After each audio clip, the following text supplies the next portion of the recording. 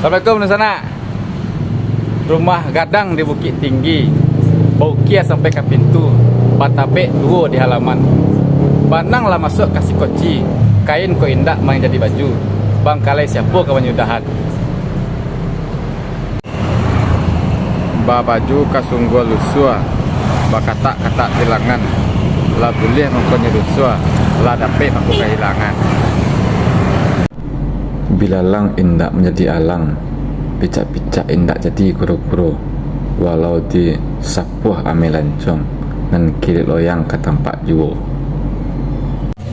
Anjalai tumbuhan di munggu, sugi-sugi di rukun padi, supaya pandai rajin baguru, supaya tinggi naikkan budi.